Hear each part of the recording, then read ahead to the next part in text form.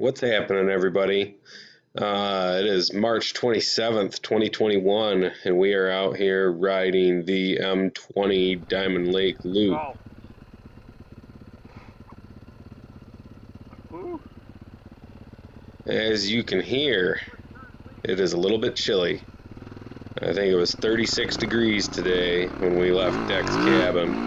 As you can see, we're out here. It's me, Deck, and Paul Ship. In an effort to cut down on the time of the video, I cut out the two-track roads that we took from Deck's cabin to the trail. So we're just picking up, we're not that things were slow with the two-track, but it's not as fun to watch people riding two-track as it is to watch them riding a trail. So I've cut out most of I think I cut out all of that stuff. Got two. Yeah, I guess if I missed something, I missed something, sorry. Yeah, like I said, I was just trying to cut down the length of the video today. I am not going to talk a whole lot today. I was feeling really good this ride. To be perfectly honest, I think this might have been one of my best rides ever, if not the best ride ever, as far as just instantly getting into a flow and just riding fast. Had a couple little mishaps here and there, but all in all, great ride. Had a ton of fun today, and I had a leg up on Deck and Paul today because this was their first time hitting the trail this year, and I rode Cedar Creek the week before, so I was already kind of in that mode from the weekend before, so everything was just kind of clicking today. So yeah, without further ado, I'm just gonna let you guys watch the video. Well, I'll take that back. Like I said, a couple little mishaps happened today. One of them that I gotta talk about. You guys don't get to see it because my camera battery had died by that time, but the long straight of whoops that we'll see in a little bit here, where I'm following Deck through it. On our way back, we were all going through it. Deck was going slower than I wanted to, and so when I was able to, I kind of went to the outside and gassed it to get past him and get going at a higher speed to try and get up on top of the whoops. And yeah, I ended up kind of losing control. The front end went into one of the whoops and made me whiskey throttle, and I went back on the seat and then got bucked up on the bars and ended up downshifting 3 gears and basically slow motion kind of went over the bars. It was pretty comical, and I really wish that they'd been on camera, or that somebody else had gotten that on camera. But yeah, I just had to say that because today was definitely not a perfect ride, but it was a good one. Yeah, I'm gonna come back on here in a couple minutes, but for now I'm just gonna kind of shut up, and then I'll be back for just a minute, and then I'm gonna leave you guys.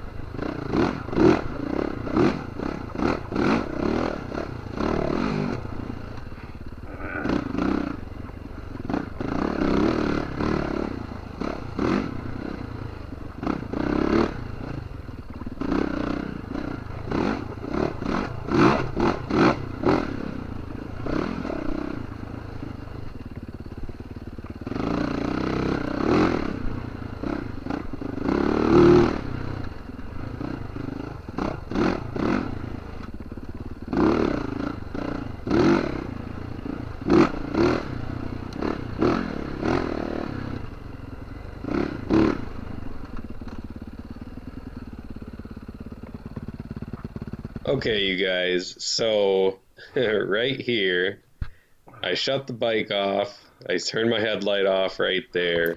When we go to take off from this spot, my bike would not start. The light wouldn't turn on, it wouldn't click, it didn't do anything. I don't usually travel or ride with tools. I will be riding with tools from this point on. Luckily, Deck just got his new, lower back mounted water pack, and it's really nice water pack, has plenty of room for tools and stuff. So he just happened to have an emergency tusk kit with him that he doesn't usually carry. Good thing he had that, because we ended up having to pull, we ended up pulling the battery out of Paul's bike to jump start mine, and I just turned the headlight off the rest of the day and the battery charged fine. So not really sure what's going on there, but evidently the 160 watt stator that this bike has, either it's not charging the battery the way that it should with the headlight on, or it's possible that I have to rewire the headlight a different way. I'm not sure if all 160 watts is going to charging the battery or if it's split off, so I may have to tap into it someplace else to run the headlight to make sure that the battery doesn't die.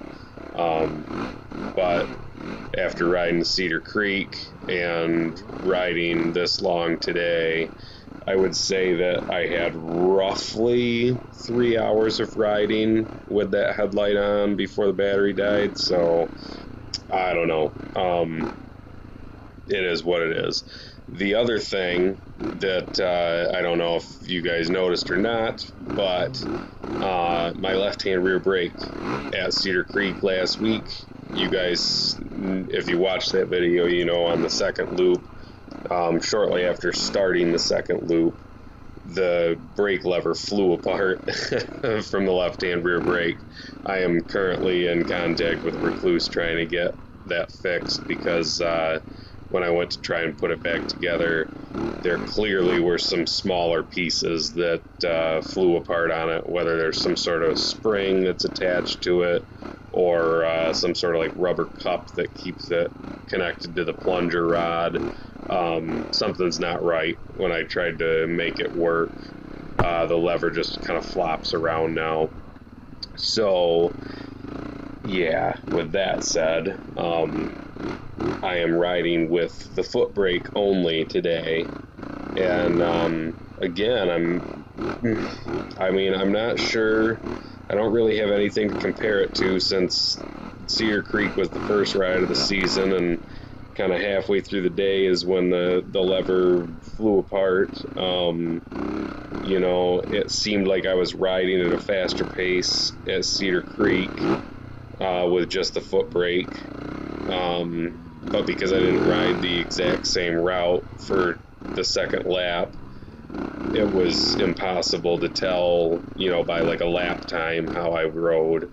All I know is that riding this today, yeah, I kind of feel like I'm faster with just the foot brake. I know I've got more control with the handbrake, especially on off-camber stuff.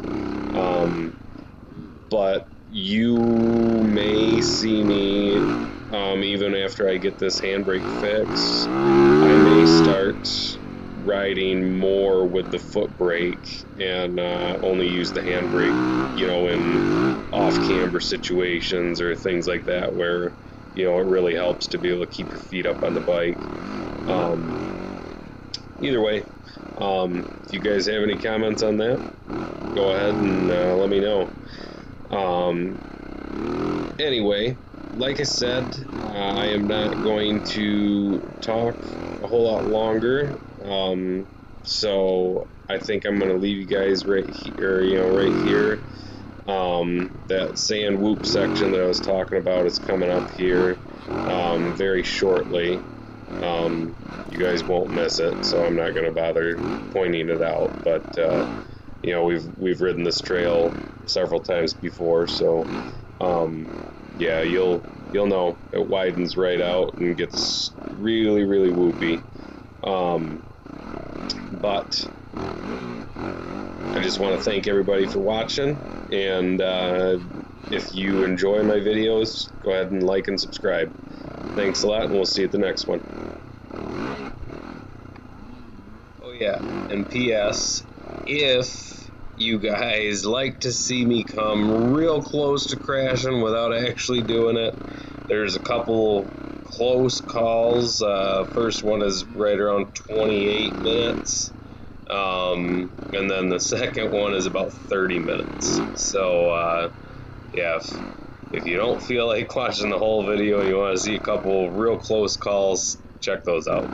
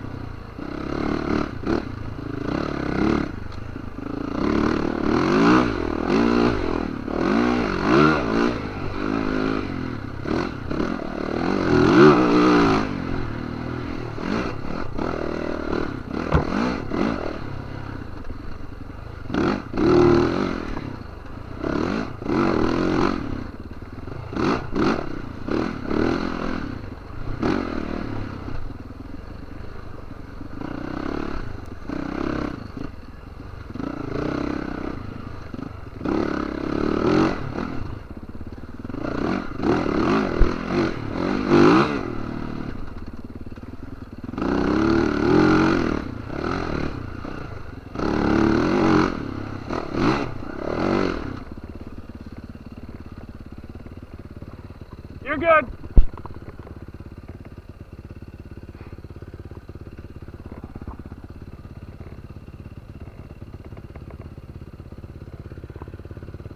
I got these two, that's it.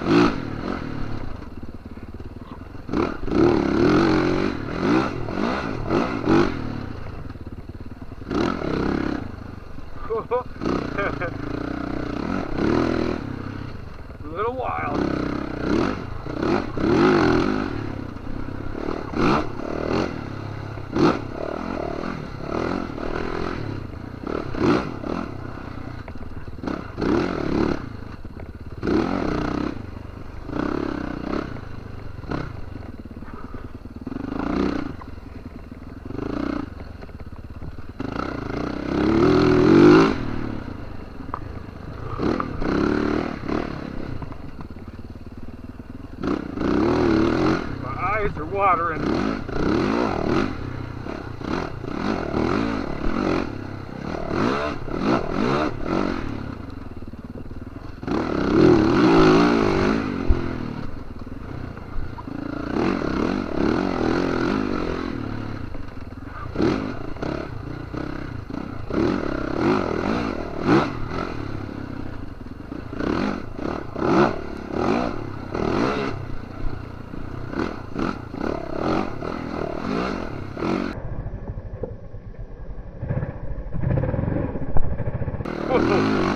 That was close.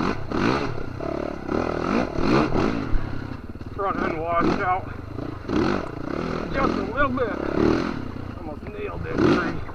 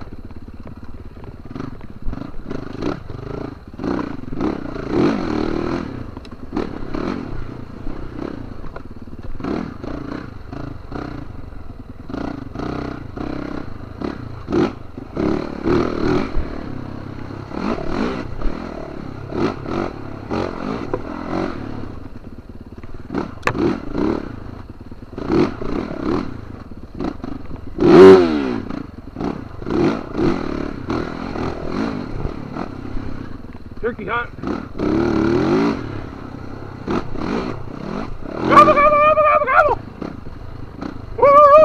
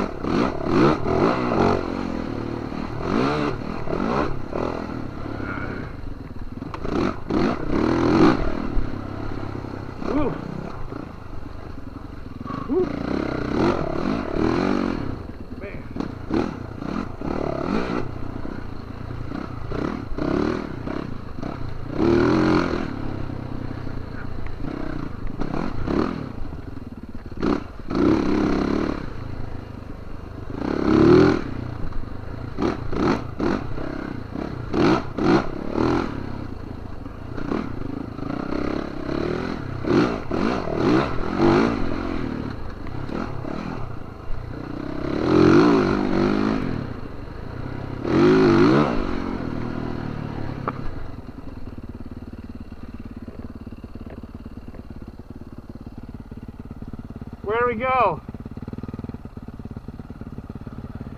This way? I think it's this way, I don't know.